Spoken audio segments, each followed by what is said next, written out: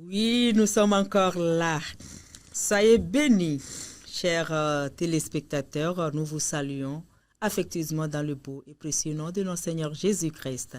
Nous sommes encore là, nous y sommes dans l'émission Le vécu du quotidien. Aujourd'hui, le vécu du quotidien va nous amener à plancher encore sur le devenir de notre société, que ce soit les femmes, les hommes ou la jeunesse en général.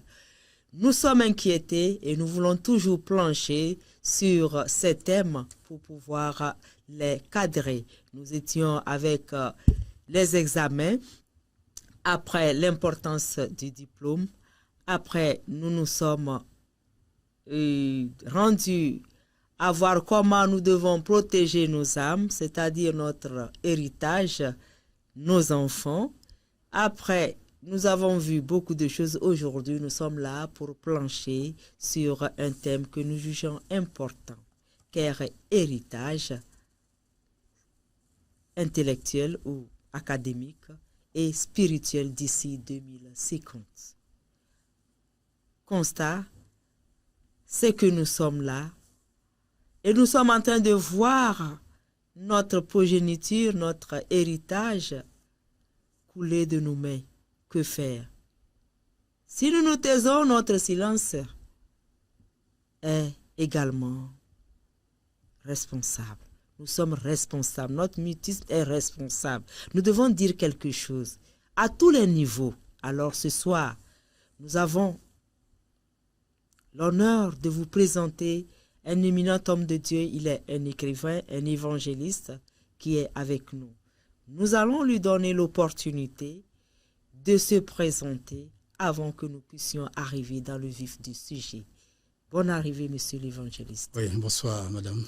Oui, soyez bénis. Merci pareillement à vous. Nous voulons saluer nos téléspectateurs. Oui, vous avez le droit. Donc, nous sommes à l'état civil à Yves Niaoré, formateur au discipulat et en l'évangélisation. Et je suis également écrivain par la grâce de Dieu. Nous avons produit 2 ouvrages pour encourager le corps de Christ dans l'évangélisation personnelle. Puisque généralement on a constaté qu'il y avait une défaillance, il y avait plus d'évangélisation éthique, c'est-à-dire évangélisation impersonnelle.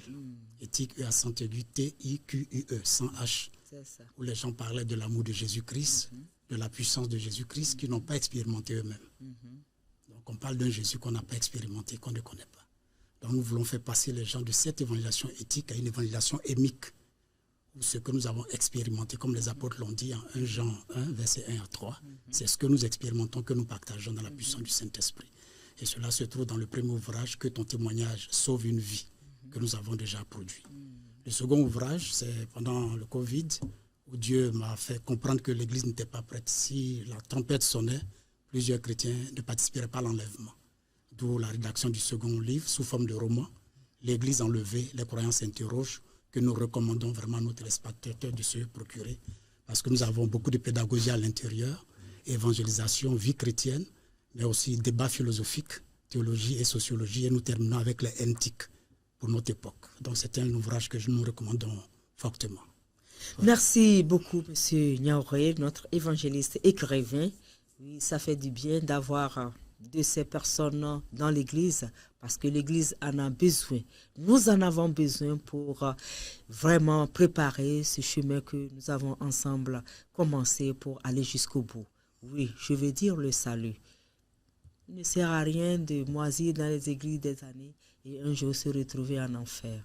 Merci beaucoup cette illumination et que c'est donc que le Seigneur vous a donné pour pouvoir enrichir le corps de Christ. Alors nous sommes là pour débattre du thème.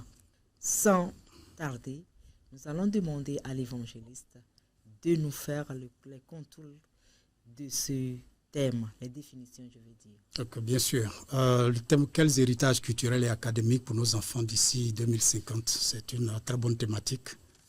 Elle est très dense parce qu'il y a beaucoup de concepts que nous devons définir pour que les téléspectateurs soient vraiment imprégnés. Donc, nous voulons d'abord procéder de manière académique et pédagogique, que nous puissions comprendre les notions avant d'entrer dans le débat. Tout à fait. Alors nous allons commencer par la définition des concepts. Qu'entendons-nous par héritage? Donc l'héritage, nous allons nous limiter à trois aspects. c'est le patrimoine que quelqu'un laisse à son décès, du point de vue juridique. Oui. Sur le plan biologique, on parle de transmission de caractère et de comportement. Donc sur le plan génétique également. Donc nous pouvons observer le comportement d'un enfant et savoir qui est son père, ou vice-versa. Alors en ce qui concerne l'héritage culturel, c'est un ensemble de mots assez important. Nous allons définir la culture. Mais non seulement la culture, il y a aussi d'autres aspects sociologiques qui vont avec la culture qu'il convient de définir. De manière générale, la culture est définie comme un ensemble de pensées, de danse, d'alimentation, d'habillement et autres aspects qui caractérisent un peuple. Mais il y a une certaine définition littéraire qui conçoit que la culture, c'est ce qui reste de tout ce qu'on a étudié. Qu'est-ce qui nous reste de ce que nous avons appris? C'est là qu'on parle justement d'un homme cultivé. Oui, bien sûr. Parce que nous avons lu beaucoup de choses, nous avons fait beaucoup d'expériences, mais ce qui nous reste en fait, c'est ce que nous pouvons appeler culture. La culture a des corrélations, comme on a dit, avec d'autres notions sociologiques. Donc nous allons parler d'abord de la coutume. C'est ça. La coutume, c'est une manière d'agir, une manière de faire, plus ou moins sacrée, qui entraîne aussi certains aspects comme les totems et les interdits. Alors, nous avons une connaissance sédentarisée que nous avons appelée la culture, mais la coutume, c'est plutôt la manière d'agir et de faire. Il y a aussi les rites. C'est un ensemble de règles et de cérémonies plus ou moins sacrées. Donc, dans nos traditions, il y a des rites qui sont observés et chaque rite a une signification. Donc, cela, l'enfant doit l'apprendre. Nous avons également le culte. Le culte qui est ensemble de prières et autres croyances. Voilà, que nous pouvons communiquer à nos enfants. Et il y a également la guérison. La guérison, dans nos cultures, nous utilisons beaucoup les plantes et cela nous aide à pouvoir faire face aux cas de maladie qui se présentent. Et la tradition, nous la définissons comme le mode de transmission de connaissances d'une génération à une autre. Alors, pour nous résumer, le thème charnière de la thématique, l'héritage en tant que tel, c'est comme un enchâssement des connaissances que nous avons acquises, celles que nous apprenons maintenant, qui vont constituer le socle de ce sur quoi nos enfants vont bâtir. Donc voici de manière conceptuelle comment nous envisageons déjà la définition. Merci beaucoup, Monsieur Yves Niaouré, notre écrivain. Et c'est très beau de vous entendre parce que vous cernez déjà tous les contours et nous sommes sûrs qu'après cette émission, beaucoup plus d'un sera béni. Et nous sommes en train de vous dire que nous sommes dans l'émission Le vécu du quotidien.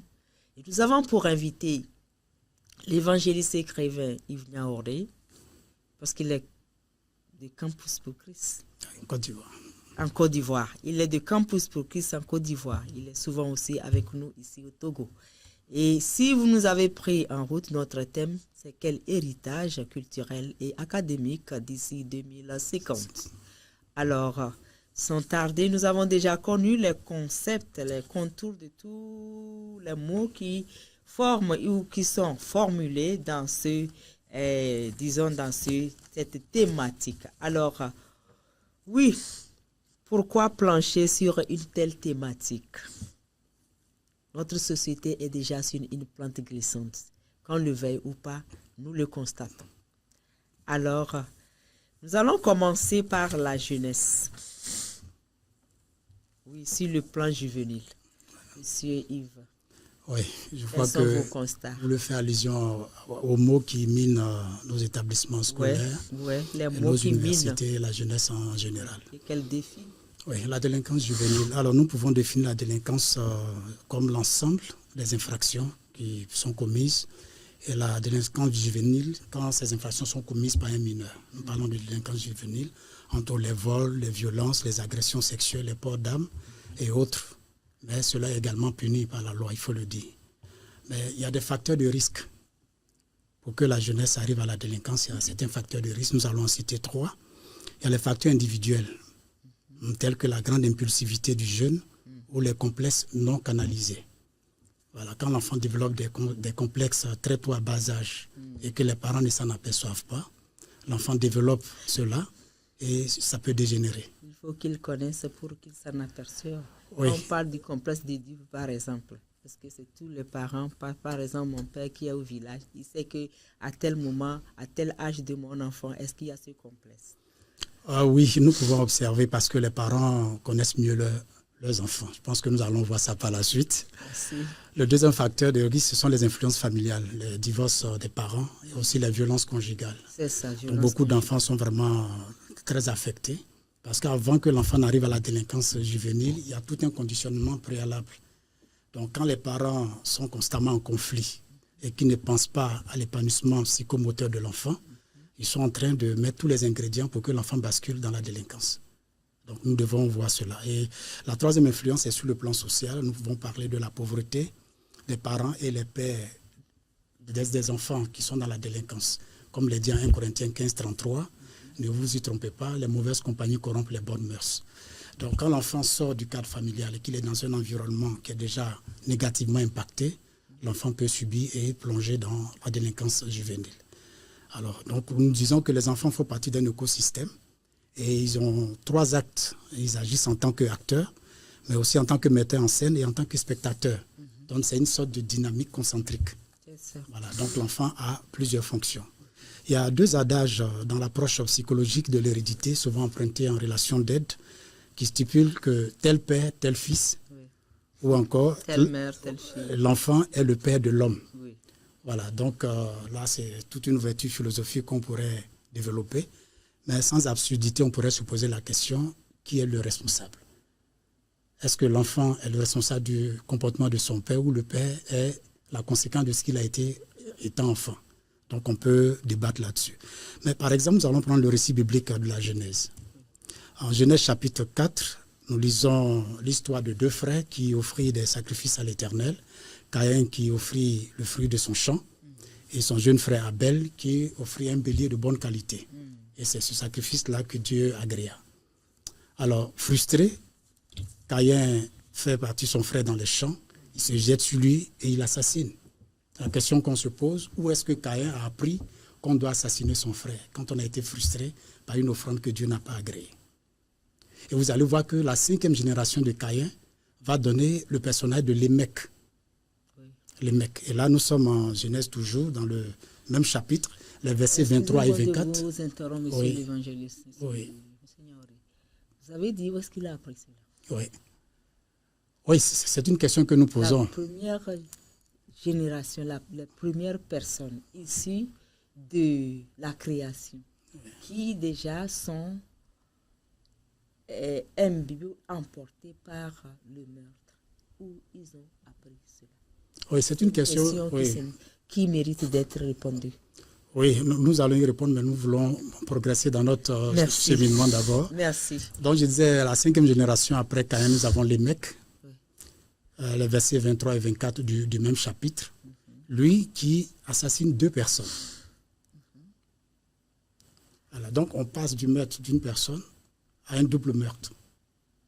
Donc nous voyons la croissance du mal. Mais où est-ce que cela a été généré? C'est depuis la chute de l'homme. Depuis la chute de l'homme. Alors, ce que nous voulons dire, c'est vraiment important de comprendre tout l'environnement dans lequel nous vivons. Nous ne sommes pas seulement seuls, il y a aussi des forces invisibles qui agissent.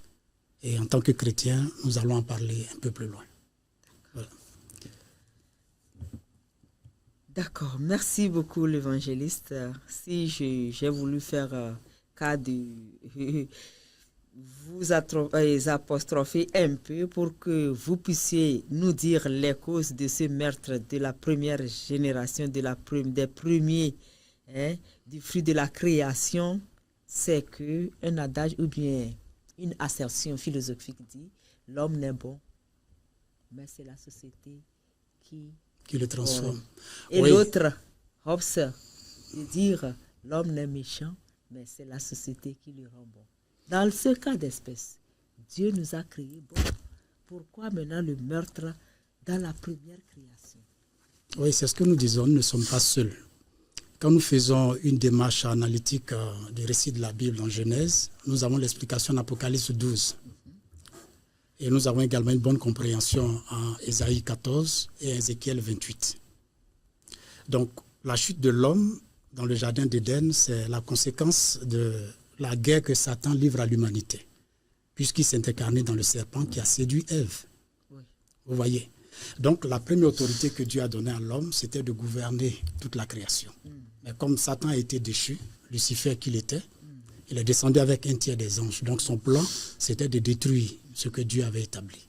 Donc, si Satan réussissait à faire pécher l'homme, alors il entrerait dans son objectif. Et c'est ce qu'il a réussi à faire. Il a séduit Ève. Le même fruit qu'elle voyait sur ce table-là a changé d'aspect. Et c'est la séduction. Donc Ève a été séduite spirituellement. Elle n'a pas demandé l'avis d'Adam. Elle a consommé le fruit. Elle allait partager cela à son mari et il a consommé. Juste après avoir consommé, qu'est-ce qui s'est passé? On s'est rendu compte que la gloire de Dieu qui les couvrait a été ôtée. Ils se sont vus nus et tout de suite, ils ont commencé à se culpabiliser l'un l'autre. Dieu arrive au soir, il demande « Adam, où es-tu » Il dit « Je me suis caché. » Il dit « Je suis nu, qui t'a appris que tu es nu ?» Donc à partir de ce moment, dès que la gloire de Dieu disparaît, l'homme est exposé. Donc il y a des forces invisibles qui existent et elles agissent dans le comportement des hommes.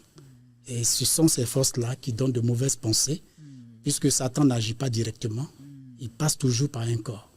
Donc nous pouvons répondre que ce sont les esprits des ténèbres qui ont poussé Caïn à mettre fin à la vie de son frère Abel. Tout simplement pour dresser l'homme contre Dieu, contre son Créateur. Nous ne voulons pas nous attarder sur les causes du meurtre, mais est-ce que c'est parce que Dieu n'avait pas agréé le sacrifice de Caïn qu'il va, disons, nourrir un sentiment de haine à l'endroit de son frère? Lui, il est paysan. L'autre est éleveur. Généralement, nous savons que Dieu, il veut des sacrifices. Et les sacrifices qu'on a toujours fait, c'est des sacrifices animaux. Des sacrifices des animaux. Lui, il a donné ce qu'il produit. Le produit le produit des champs. Oui. Mais où était la cause que Dieu refoule un sacrifice et qu'il agrée une autre et que cela dégénère en conflit jusqu'au meurtre? Ok, donc ça fait beaucoup de choses en nul. Excusez-moi, parce que souvent on me pose ces questions aussi. Ah d'accord. Alors ce que nous devons comprendre, j'en ai parlé dans le premier livre que ton témoignage sauve une vie, dans le premier chapitre. Le fait que Dieu agrée le sacrifice d'Abel, c'était une préfiguration. Abel a offert un bélier. Dieu a apprécié le sacrifice d'Abel. C'était une préfiguration. Ce n'était pas que Dieu voulait frustrer Caïn en tant que tel. Puisque vous allez voir que l'agneau ou le bélier va nous amener jusqu'à Christ. Parce que après le sacrifice d'Abel, vous allez voir que plus tard, Abraham va vouloir offrir Isaac en sacrifice. Et Isaac est remplacé par un bélier. Toujours la même image. Nous arrivons avec le peuple hébreu en esclavage en Égypte. Oui. Exode 12, pour la délivrance. Dieu demande à Moïse de dire au peuple de mettre le sang d'un agneau sur les linteaux des portes pour que l'ange destructeur passe au-dessus, la Pâque. Là encore, il y a un agneau, il y a un bélier qui est offert. Et nous arrivons maintenant avec Christ qui est présenté comme l'agneau de Dieu, qui est notre agneau pascal. Donc quand Dieu apprécie le sacrifice d'Abel, c'est une préfiguration. Puisque au verset 15 de Genèse 3, lorsque Adam et Ève ont péché, quand Dieu a commencé à sanctionner, il a dit au serpent, puisque tu as induit l'humanité en erreur, la postérité de la femme t'écrasera la tête, mais tu lui blesseras le talon. Vous voyez. Et l'Écriture dit que Dieu a couvert la nudité d'Adam et Ève avec une peau d'animal. Donc là, un sacrifice a également été fait.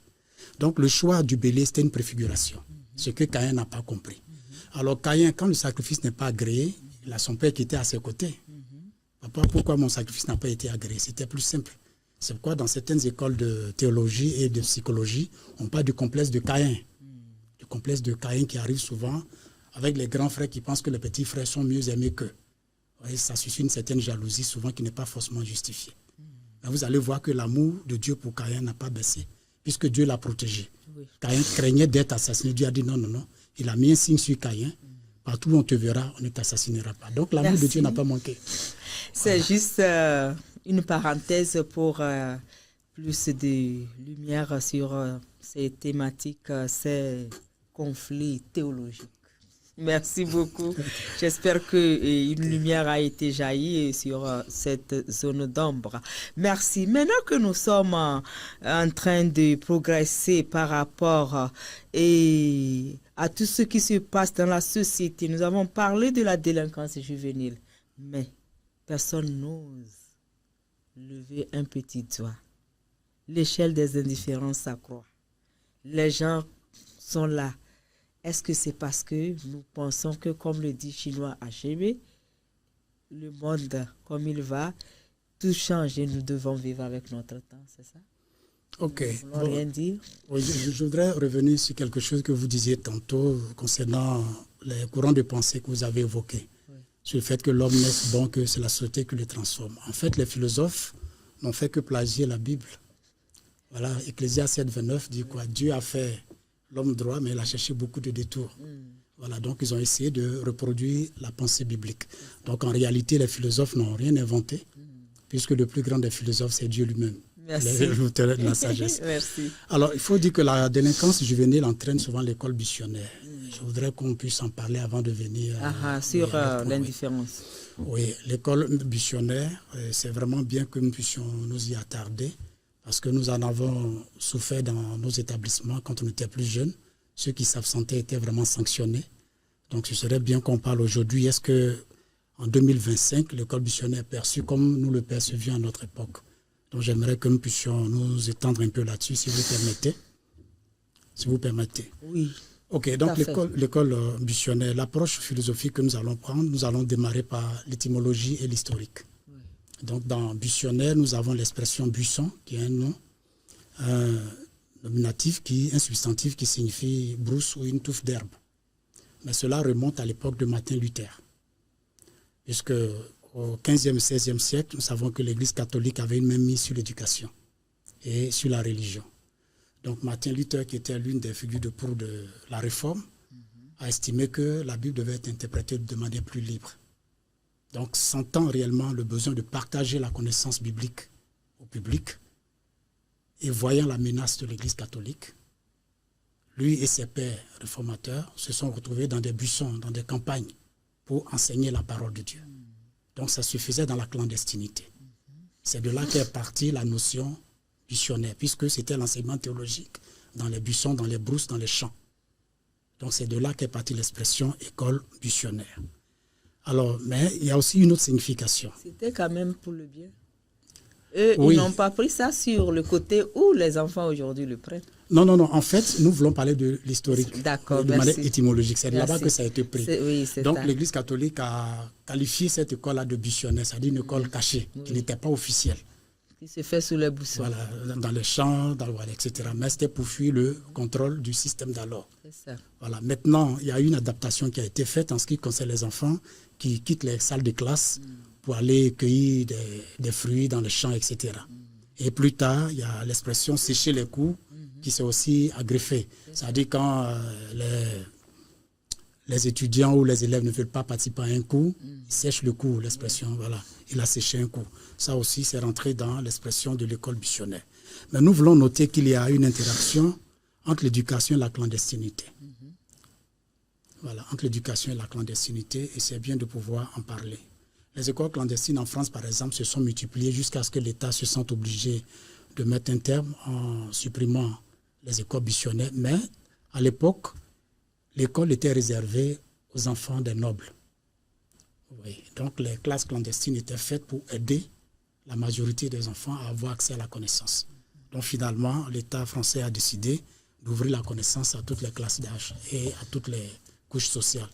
Donc ça a permis à tout le monde d'avoir accès à l'école. Ça a été une obligation. C'était réservé aux enfants de nobles. C'était le contraire tout à fait de l'Afrique. Chez moi, mon papa était allé à l'école parce que parmi les femmes de son père qui était chef, elle était la misérable.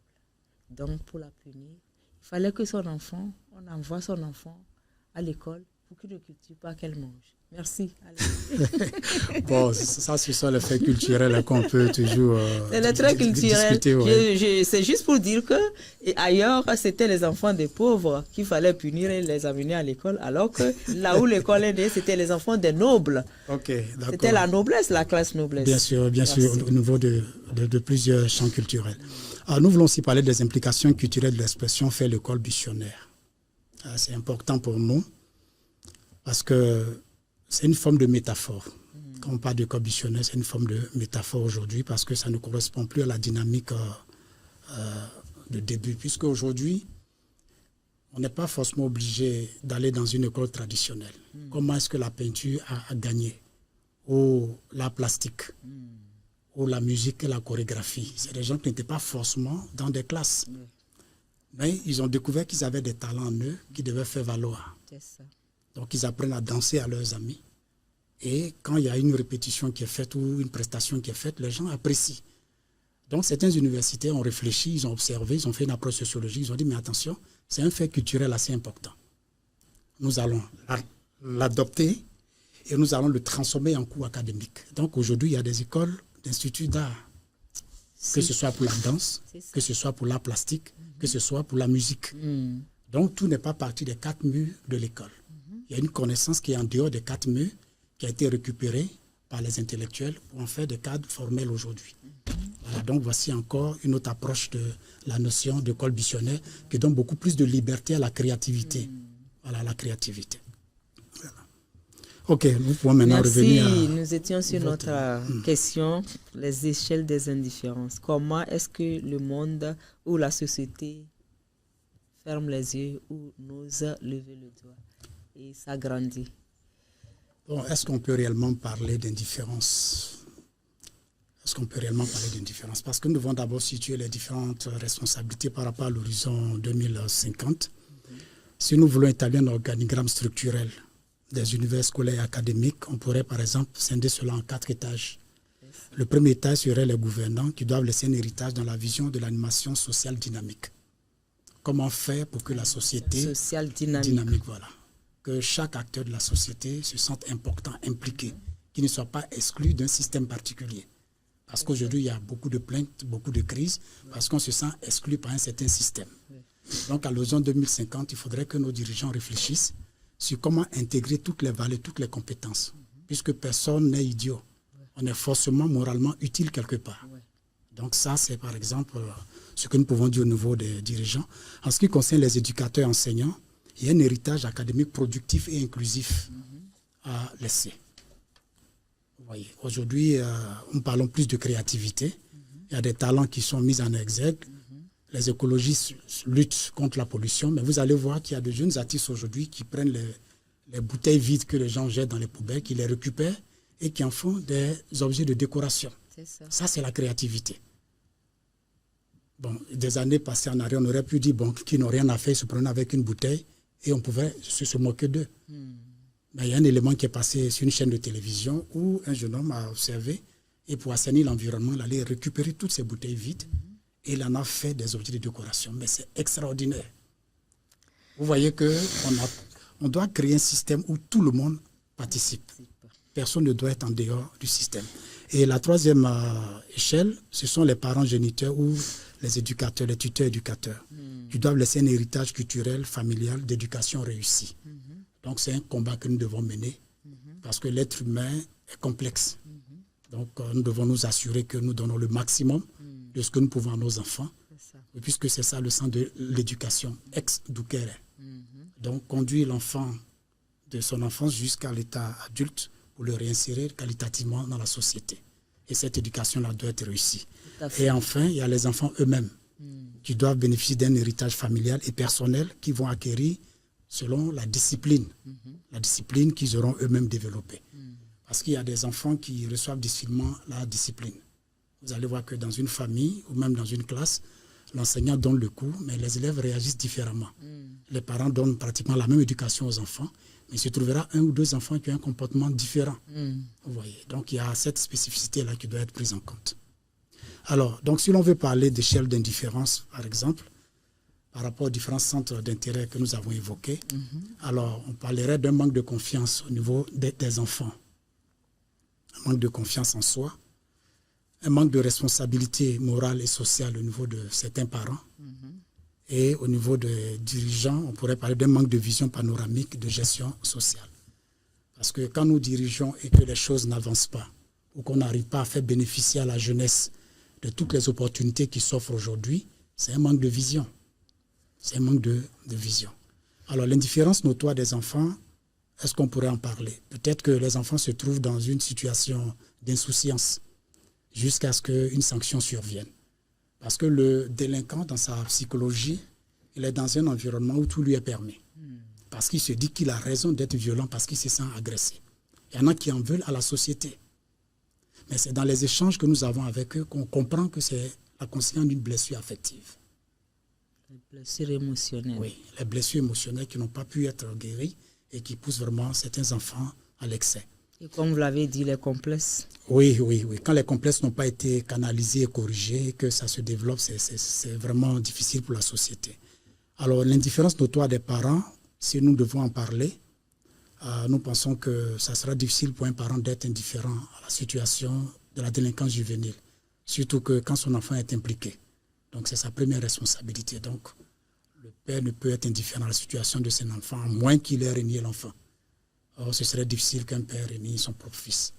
Et le troisième point, l'indifférence des autorités, si cela doit être noté, bon, nous évoquerons de loin les programmes d'éducation et de réinsertion sociale, comme nous l'avons dit, pour qu'il y ait une anticipation à l'endiguement de ce phénomène. Donc, l'État ne doit pas être indifférent. On doit écouter la jeunesse. Ce que nous avons connu hier n'est pas ce que les jeunes connaissent aujourd'hui. Parler le langage de la jeunesse actuelle, réfléchir avec elle et rendre la jeunesse elle-même active.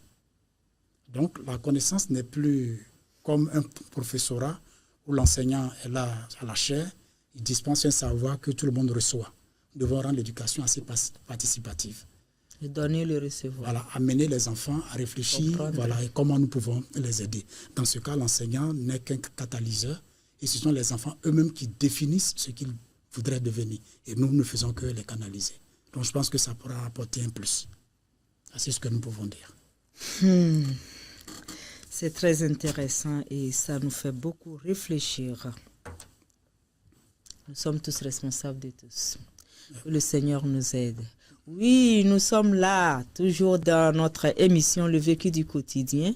Aujourd'hui, nous sommes en train de débattre sur une thématique que nous jugeons et vous jugerez aussi comme nous, très, très, très, très, très important. Oui, quel héritage culturel et académique d'ici 2050. D'ici un quart de siècle, comment sera notre progéniture, cet héritage que nous avons lutté pour l'acquérir. Et après nous, est-ce que ce sera le déluge, ce à quoi nous sommes en train de réfléchir et de chercher les voies et moyens, les palliatifs pour y remédier. Merci, monsieur l'évangéliste, monsieur notre Yves Niaoré, notre écrivain. Et c'est dommage que on dit que s'il faut cacher quelque chose à un noir, il faut le mettre sur écrit. Des livres qui sont là pour nous aider, mais nous ne lisons pas. Que Dieu nous aide à lire pour être éclairés et sortir de notre ignorance. Alors, merci. Donc, nous sommes en train d'évoluer. Nous sommes dans un cadre religieux, chrétien, spirituel, charismatique, vis-à-vis, à voir tout ce que nous sommes en train d'évoquer comme cause, comme tout. Quel est donc le rôle de l'Église? Le rôle de l'Église et de la société en général. Oui, les deux. Donc nous allons d'abord parler du rôle de de l'Église. Oui. Alors, l'Église a un très grand rôle. Au XVIe siècle, nous disons que l'Église avait un rôle très important au niveau de l'éducation, jusqu'à ce que les États s'approprient l'orientation, la définition de la connaissance et restreignent l'Église à son seul aspect religieux. Donc, si nous revenons un peu plus proche de nous, dans les années 1950, spécifiquement à l'Université de Californie à Los Angeles, il s'est trouvé que les doyens académiques ont sollicité des missionnaires chrétiens pour les aider à canaliser les étudiants de cette université. parce que intellectuellement, la connaissance était transmise, mais sur le plan éthique et moral, il y avait un problème. Donc là, ils ont compris l'importance des valeurs religieuses. Donc l'Église va revenir maintenant dans les campus universitaires. Et c'est vraiment très important de le mentionner. Alors cette réalité avait poussé en son temps... Est-ce que c'est à ce moment que les mouvements religieux sont nés dans les universités, Campus pour Christ? Bien sûr, oui, effectivement. Campus pour Christ en 1951 et bien d'autres mouvements, effectivement. Ils ont vu que les missionnaires faisaient un grand travail au sein de la jeunesse. Ils ont sollicité ces missionnaires-là à aider les étudiants sur les campus universitaires, d'où Campus pour Christ International. Et ils ont vu comment ce ministère-là a impacté plusieurs générations à partir des universités qui ont accepté l'évangile, comment le monde a été impacté. Mais plutôt déjà, comme nous parlons de l'importance de la religion dans nos cursus académiques, au XVIIIe siècle déjà, on peut noter Benjamin Franklin, qui est un célèbre inventeur et politicien américain du XVIIIe siècle. Il a fait une déclaration qui nous semble important de rappeler. Je cite: « Celui qui saura introduire les principes de base du christianisme dans les affaires publiques changera qualitativement la face du monde. » Fin de citation. Donc je peux reprendre. « Celui qui saura introduire les principes de base du christianisme dans les affaires publiques changera qualitativement la face du monde. » Aujourd'hui, tous nos États se plaignent de la corruption. Mais si nous laissons les Saintes Écritures orienter nos administrations, la corruption sera vraiment amoindrie. Parce que la connaissance de l'Écriture sainte, communiquée dans la puissance du Saint-Esprit, va susciter des valeurs dont la crainte de Dieu. Et c'est ce dont la société a besoin. Nous allons poursuivre. Il y a le docteur... C'est justement, si aujourd'hui, que ce soit l'État, excusez-nous, oui, ou les autres structures nous parlent du développement à la base, j'ai toujours dit le développement à la base aussi, c'est la Bible d'abord. Oui, au commencement Dieu. Oui. Donc la société souffre aujourd'hui parce que... Plusieurs fois nous sommes allés dans les écoles pour qu'on puisse parler aux enfants, nous dire non, nous sommes laïcs, nous sommes... Oui, bon, vous savez, ces expressions laïques et tout ça là, comme nous allons à l'étymologie, c'est encore quelque chose qu'il faut revoir. Donc, nous allons poursuivre notre propos. Merci beaucoup. Il y a le docteur Charles Malik, qui est un Libanais, ancien secrétaire général des Nations Unies, qui a fait une déclaration très importante. Et je cite, il dit « Je me demande ce qui resterait de la civilisation et de l'histoire si l'on éliminait l'influence directe ou indirecte du Christ sur la littérature, l'art, la vie quotidienne, la morale et la créativité dans les différentes activités de la pensée et de l'esprit. » Fin de citation. Donc, un ancien secrétaire général des Nations Unies qui réfléchit et qui comprend qu'en réalité, pour que le monde soit épanoui, il faut l'influence directe ou indirecte de Jésus-Christ. Parce qu'en réalité, quand nous parlons d'académie, Jésus-Christ était une académie personnifiée. Une académie personnifiée. Tout à fait. Il est la sagesse, il est la connaissance, il est l'alpha et l'oméga. Le commencement et la fin, le premier, il est la parole. Il a fait toutes choses ont été faites par lui et pour lui. Donc, si nous allons à son chevet, nous gagnerons plus. Donc, la société souffre tout simplement parce qu'elle éloigne de ses principes les valeurs de l'Évangile. Et nous, en tant que chrétiens, nous militons pour que l'Évangile revienne dans nos universités. Mais nous voulons aussi terminer sur cette section concernant l'Église pour interpeller les chrétiens. Nous devons savoir que le monde fonctionne avec des antagonismes. Il y a le royaume de Dieu, dont la mission consiste à éclairer les hommes pour les amener dans l'adoration du Dieu véritable, avec le plein épanouissement que cela entend. Mais il y a aussi les œuvres des ténèbres que nous ne devons pas ignorer. Et là, Satan, ses suppôts travaillent de manière subtile. Donc, ils arrivent à institutionnaliser de manière insidieuse et progressive certaines lois perverses. Donc, dans certains pays, il y a beaucoup de débats sur le droit à l'avortement.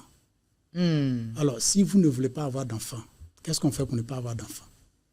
Maintenant, quand vous faites un enfant, que vous voulez mettre un terme à sa vie, qui vous donne ce droit-là? Le débat est en vogue actuellement aux États-Unis. Mais lorsque nous considérons le psaume que David a écrit, le psaume 139, où David dit à partir du verset 11 au verset 15, il dit là, « Lorsque j'étais encore une masse informe, tu me connaissais déjà. Et mes années étaient déjà devant toi, ô Éternel. Donc, David reconnaissait qu'il n'était qu'un fœtus. Mais à l'état de fœtus, Dieu avait déjà programmé toutes les années de sa vie. Donc, mettre un terme à un fœtus, c'est un assassinat, c'est un meurtre. Mais comment des intellectuels arrivent à soutenir cela? Le prophète Jérémie, quand Dieu lui dit, lorsque tu étais dans le ventre de ta mère, je t'avais déjà consacré, établi prophète sur les nations. Je te connaissais. Donc, voilà comment de grandes personnalités qui pourraient changer notre histoire de manière qualitative sont étouffées déjà dans le ventre de la maman. Donc, il faut que les valeurs de l'Église reviennent dans notre monde. Si ceux qui veulent avorter ont eu la liberté de vivre, qui donne la liberté au fœtus de se développer? C'est nous qui devons créer les conditions de développement de ce fruit de nos entrailles. Donc, il y a beaucoup de choses à dire. Mais nous voulons également continuer pour dire, concernant ce que Satan fait, en plus de l'institutionnalisation insidieuse et progressive de ces lois perverses-là, il y a la perversité de la société qui est vraiment actée par les puissances de l'ombre à travers les films ésotériques, les films pornographiques, et cela avec la promotion aussi de la musique athée et des chorégraphies qui sont des cultes aux esprits impurs. Donc quand toutes ces choses-là sont projetées sur les écrans et que nos enfants sont en contact avec cela, ils sont influencés. Parce qu'il est dit que les yeux constituent la porte d'entrée de l'âme. Donc ce que les yeux voient impacte l'âme. Et quand nos enfants sont exposés à travers les écrans, à travers les clips érotiques, ce que les parents disent aux enfants de ne pas faire, cela transparaît dans les cultes et dans les hits, parades, etc., les clips. Alors nous nous posons beaucoup cette question. Est-ce que nous travaillons réellement pour l'épanouissement de notre jeunesse? Il y a des choses qu'on ne devrait plus laisser passer à la télévision. Il y a la liberté, mais l'éthique et la morale doivent être mises au centre de tout ce que nous faisons. Une censure. Oui, bon, il y a aussi les métaverses et les jeux vidéo qui immergent progressivement le cœur et l'esprit des enfants. Je voulais faire allusion aux censures de nos responsables. Bon, là, chaque État est responsable. Nous ne sommes pas dans le domaine politique. En tant que proclamateur de la parole de Dieu, nous disons ce qui serait bien pour le monde, c'est de remettre les valeurs bibliques dans la société. C'est ça. Et les sociétés américaines qui se sont développées aujourd'hui sont parties de l'Évangile. Vous voyez, donc l'Évangile a apporté beaucoup au monde. Alors je termine pour parler des métaverses et les jeux vidéo qui immergent progressivement l'esprit et le cœur de nos enfants. Mais l'objectif inavoué, c'est quoi? C'est doter de manière progressive la conscience du besoin de Dieu dans les cœurs. Parce que l'enfant est mis en contact avec un monde virtuel. Il finit par s'y habituer. Alors quand tu viens lui parler de Dieu, il se dit, mais de quoi est-ce que tu parles? Il est dans un autre monde. Donc il y a un combat que l'Église doit mener. Comment l'Église doit intégrer les nouvelles technologies pour faire valoir les valeurs bibliques? Donc ça, ce sont des thématiques sur lesquelles nous pouvons nous interroger et essayer d'apporter des éléments de réponse. Donc aujourd'hui, l'Église est utile dans la campagne médiatique sur l'abstinence sexuelle, la fidélité dans le couple, le respect et la sacralité de la sexualité et le respect de la nature prônée dans la Bible. Aujourd'hui, on dit qu'on fait de la culture intensive et on utilise beaucoup d'engrais qui nous donnent beaucoup de maladies. Mais Dieu avait déjà donné la solution. Il avait dit à son peuple, lorsque vous cultivez le sol pendant 6 ans, la 7e année, il faut laisser la terre se reposer. C'est lui qui a créé la terre. Donc si nous revenons à l'observance des principes bibliques, nous allons restaurer notre bonheur ici-bas. Après 6 ans d'exploitation de la terre, il faut laisser la 7e année à la terre se reposer. Pour encore se ressourcer, s'enrichir et nous servir encore pendant 6 autres années. Mais nous faisons de l'agriculture intensive. Sous prétexte que nous devons produire plus. Mais quand vous suivez les documentaires avec les documentaires de cache investigation, regardez ce que les gens jettent dans les poubelles en Europe. Des tonnes d'aliments.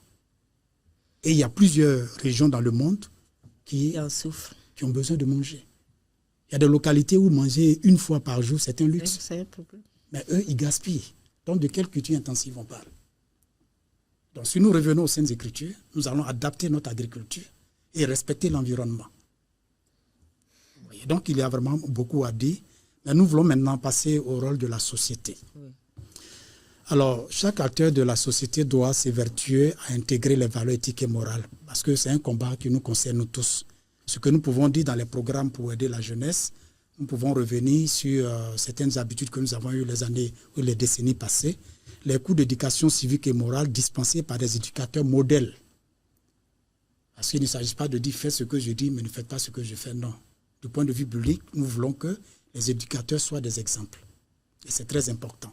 Il y a également le service civique, dont le scoutisme et les structures d'activité qui prônent le volontariat. Donc ça apprend le jeune à rendre service à la nation sans rien attendre en retour. Et ça, c'est très important. Parce que tout n'est pas argent. Tout n'est pas forcément argent. Il y a le service militaire obligatoire pour aiguiser le sens de la discipline. Donc la société est désorganisée parce qu'il y a un manque de discipline. On donne des règles qu'on a du mal à suivre soi-même. Donc nous pensons que ça peut aider la jeunesse. Il y a l'éducation culturelle traditionnelle de nos villages, mais sans les aspects ésotériques. C'est-à-dire que quand on parle de la tradition africaine, on a l'impression que tout est négatif. Non. Nous avons nos sociétés d'éducation à un certain âge. Les jeunes sont retirés quelque part et ils sont enseignés sur la vie, comment comprendre la vie, comment gérer les conflits, comment qu'on appelle comprendre l'environnement. Ça, c'est des choses que nous devons revaloriser. Donc, tout n'est pas négatif en Afrique. Nous devons également parler de l'éthique sociale, le savoir-être, le savoir-vivre. Il y a aussi les cours de droit qu'on pourrait introduire à partir du collège. Pourquoi attendre jusqu'à arriver à l'université? Là, nous parlons de délinquance juvénile. Mais si l'enfant ne connaît pas le droit, il ne peut pas savoir qu'il est en train d'enfreindre. Donc, il faut enseigner les cours de droit un peu plus tôt. Un peu plus tôt, nous pensons que cela pourrait vraiment aider la jeunesse. Et aussi les cours bibliques interactifs. Donc, les cours bibliques doivent revenir dans nos établissements. L'Église n'est pas mauvaise en soi. Parce que là où l'Église est passée, elle n'a fait que du bien. Elle n'a fait que du bien. Pourquoi on a peur d'intégrer les cours bibliques? Ce sont des valeurs éthiques et morales qu'il faut restaurer. Et là où il y avait des cellules chrétiennes, il y a eu beaucoup de choses. Moi, dans ma résidence universitaire, quand j'ai eu mon bac, je me suis rendu compte que beaucoup d'étudiants vivaient dans le désordre. Donc, en tant que chrétien, j'ai cherché la face de Dieu. J'ai dit, Seigneur, il faut que cette cité-là t'adore. J'ai pris un temps dans le jeûne et j'ai ouvert une cellule dans ma résidence universitaire. Et nous tenions nos réunions les mercredis de 20h à 21h. Mais ça a été bénéfique pour les étudiants de la résidence universitaire. Donc, ceux qui avaient des problèmes spirituels venaient, nous prions pour eux. Donc, là où il y a un enfant de Dieu, il y a l'évangile, c'est la société qui en bénéficie. Nous voulons que nos autorités la lumière de Dieu qui est contaminée tout autour. Et aujourd'hui, j'ai rencontré un fondé de pouvoir dans une société. Il m'a vu quelque part, il m'a dit, ah, Yaouré, vraiment, ce que tu nous disais quand on était en cité, on ne comprenait pas. Il se faisait appeler Protagoras, il vivait un peu comme il voulait. Il dit que quand il a souffert dans la vie, il s'est rappelé qu'il y avait un de ses camarades qui passait de chambre en chambre dans la résidence qui lui parlait de Jésus. Et il s'est mis à genoux, il a dit, le Jésus dont mon ami Yves me parlait, si tu existes, viens me sortir d'affaires. Et c'est comme ça qu'il a donné sa vie à Jésus. Et quand il m'a vu, il m'a serré dans ses bras. Il dit, fais tout pour passer à mon bureau. Il dit, mon ami, je suis très occupé. Il y a des âmes à gagner. Toi, tu as déjà rencontré le Seigneur Jésus. Donc, vous voyez, il y a beaucoup à gagner avec l'Église. Il y a beaucoup à gagner. Voilà. Alors, il y a aussi un dernier coup qu'on peut mettre pour le rôle de la société. Ce sont les cours d'interculturalité pour une meilleure connaissance de l'autre. Les cours d'interculturalité. Vous voyez, quand j'étais en formation à Bamako, au Mali, si vous rencontrez une personne 3 ou 4 fois, il faut la saluer. Or, dans d'autres pays, on se salue une fois, quand on se voit, bon, ça va. Mais quand vous dépassez la personne, elle se dit, mais vous me manquez de respect. Donc, l'interculturalité est très importante pour comprendre la culture, comment l'autre comprend la vie en société. Et si dans nos pays, comme on a plusieurs ethnies, si on apprend à connaître comment fonctionne chaque ethnie, nous allons vivre en harmonie. Je sais que dans certains pays, il y a des brassages entre ethnies, et ça, c'est bien, ce sont des choses à encourager. Donc, je pense que c'est des cours d'interculturalité qu'on peut insérer dans nos programmes académiques et scolaires, et ça pourra aider la société.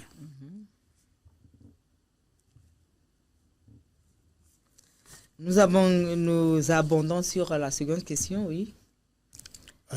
L'abandon des études. Oui, l'abandon des études, ce que ça fait aussi. Oui, c'est vraiment dommage. Bon, abandon des études pour les loteries, visa et l'immigration clandestine, comme vous l'avez évoqué dans la thématique en introduction. Bon, il faut dire qu'il y a beaucoup de causes à l'abandon des études. Nous allons les citer rapidement. Le manque de ressources financières des parents, puisque quand un enfant quitte le village et qu'il doit venir à la ville pour fréquenter l'école, ça fait d'autres charges pour le parent. Et ce n'est pas facile. Et moi, avec l'évangélisation que je fais à l'université, j'ai rencontré beaucoup de jeunes filles qui ont été abusées par leurs soi-disant bienfaiteurs. Parce que les parents au village n'avaient pas les moyens, elles viennent en ville. Bon, elles n'ont personne. Donc, le monsieur qui se fait gentil lui prend une chambre. Il dit, bon, moi, je vais t'aider, lui payer les coûts, mais elle doit se livrer à lui. Bon, c'est une sorte d'exploitation qui fait vraiment honte, mais c'est vraiment dommage. Donc, quand les parents n'ont pas assez de moyens, ça pose vraiment un problème et ça peut amener certains jeunes à abandonner les études. Il y a le manque d'encadrement idoine. Je fus membre du bureau de parents d'élèves dans un établissement. Il y avait un élève de 3e particulièrement qui faisait trop parler de lui. Il avait 6 de moyenne sur 20 en classe de 3e et il tempêtait dans l'établissement. Il tempêtait vraiment. Oui, donc finalement, j'ai demandé au professeur et au bureau des parents d'élèves qu'on puisse avoir une réunion. Donc on a fait une mise au point sur chaque niveau. Et au niveau de la 3e, on est arrivé sur cet élève-là. Mais c'était assez compliqué. Donc j'ai dit, bon, j'allais m'occuper personnellement de lui. Alors lorsque j'ai rencontré l'enfant, j'ai dit, mais quel est ton cadre de vie? L'enfant va me révéler.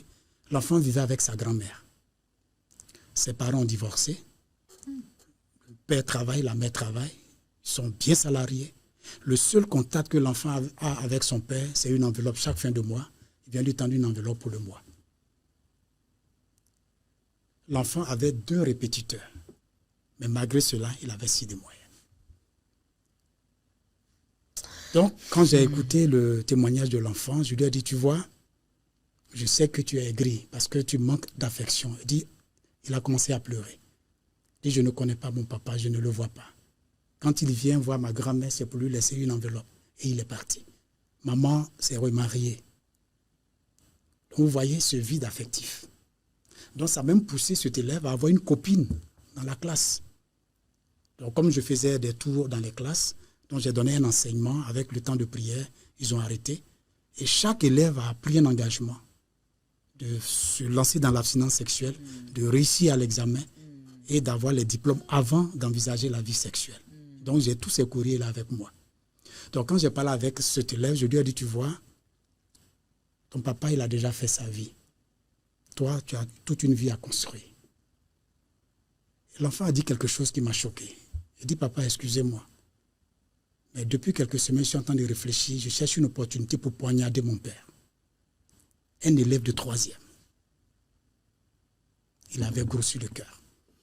Donc, avec la grâce de Dieu, j'ai parlé avec lui, je l'ai désarmé émotionnellement, psychologiquement.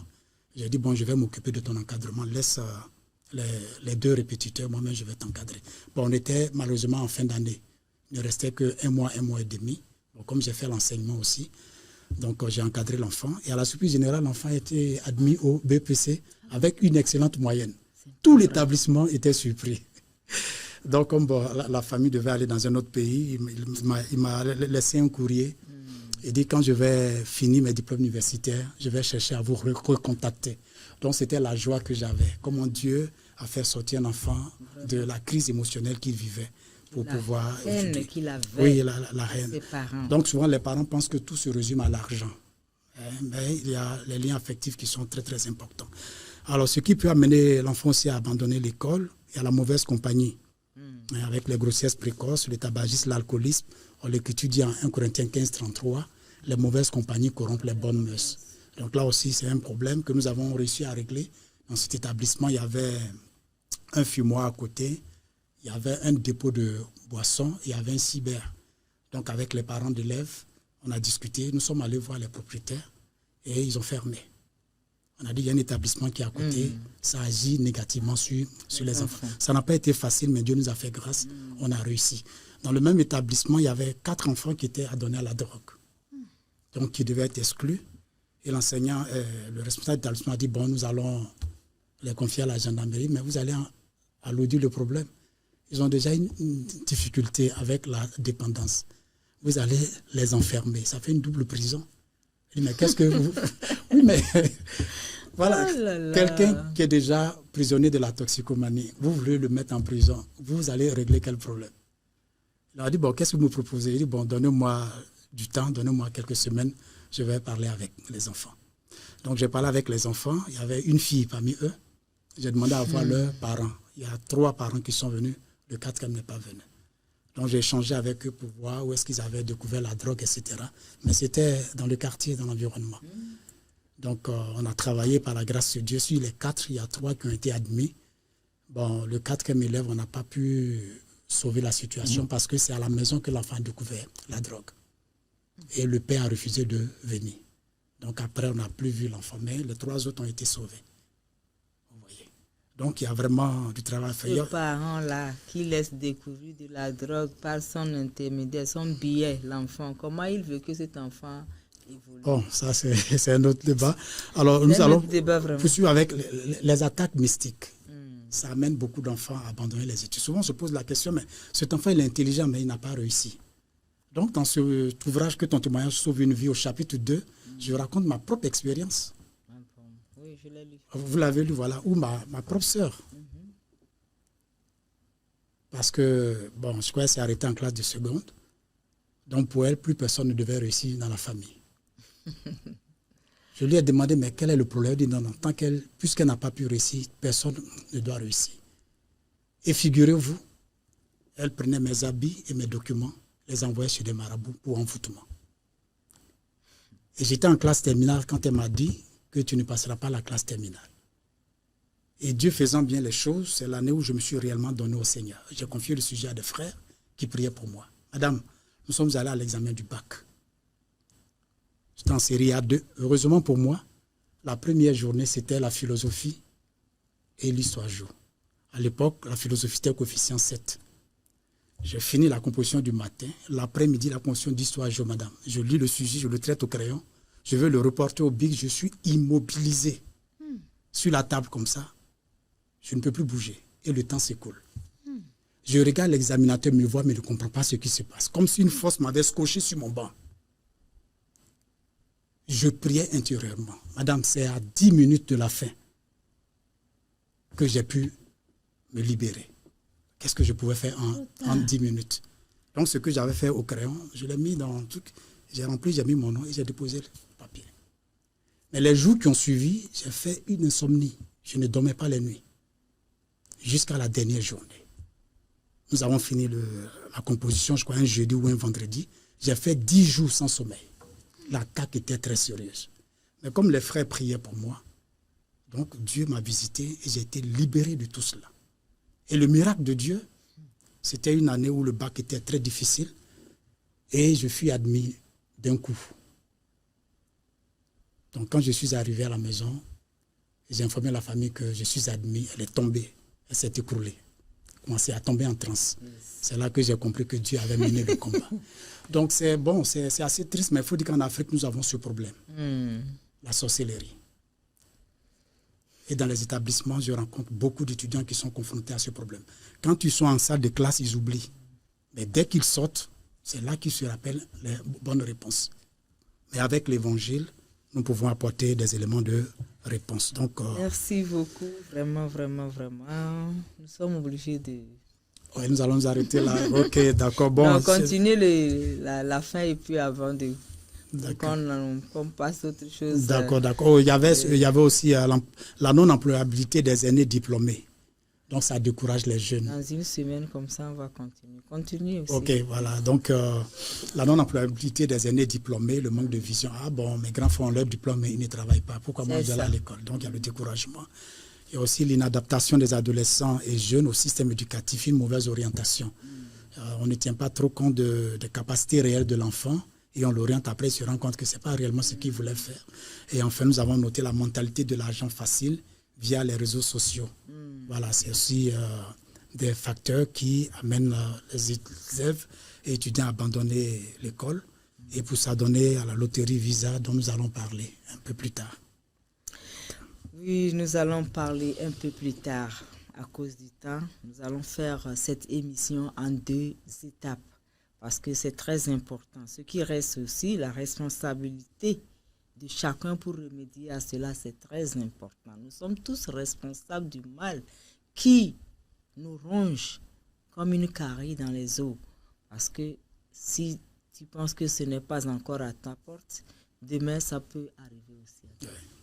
Et nous devons ensemble, d'une manière solide, lutter contre le fléau pour libérer la génération à venir. Même pourquoi pas cette génération dans laquelle nous sommes, elle est déjà atteinte.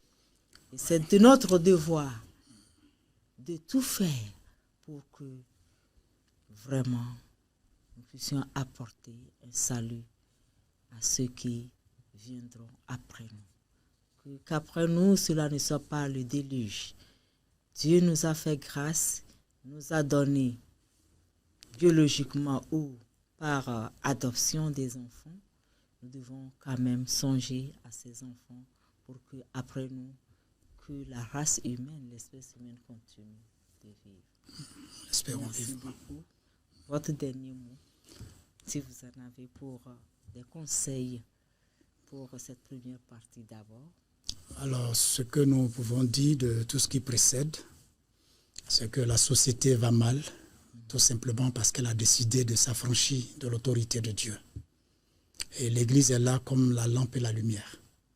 Donc nous voulons interpeller ici le corps de Christ, les leaders en particulier, de favoriser l'autorité des Saintes Écritures par une vie modèle, vivre ce que nous enseignons et enseigner ce que nous vivons.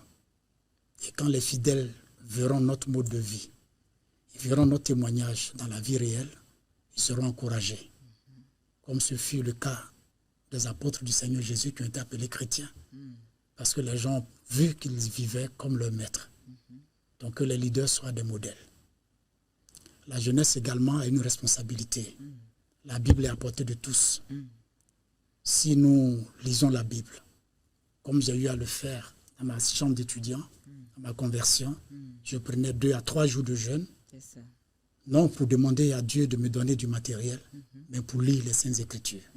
Et je résumais chaque livre de la Bible de manière personnelle. Voici comment Dieu m'a formé. Donc nous avons la Bible à notre disposition, que la jeunesse s'approche de l'Écriture sainte. C'est pourquoi l'Éternel a dit à Josué, Moïse, mon serviteur, est mort. C'est toi qui vas faire entrer ce peuple à Canaan. Que ce livre de la loi ne s'éloigne point de ta bouche, médite le jour et nuit.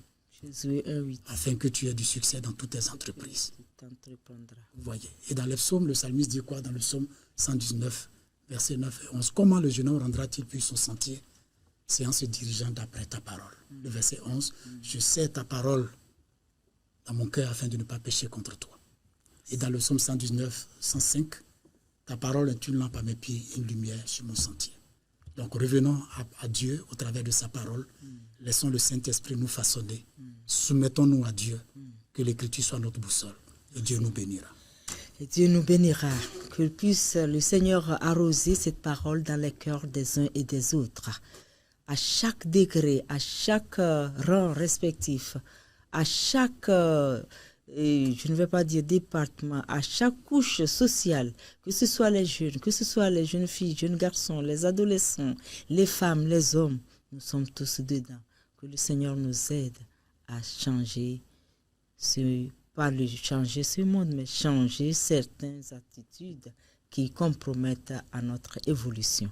Merci beaucoup, monsieur l'évangéliste Niao. Merci bien, madame. Et si le Seigneur tarde à sa venue, nous nous rencontrerons la semaine prochaine pour la suite du débat.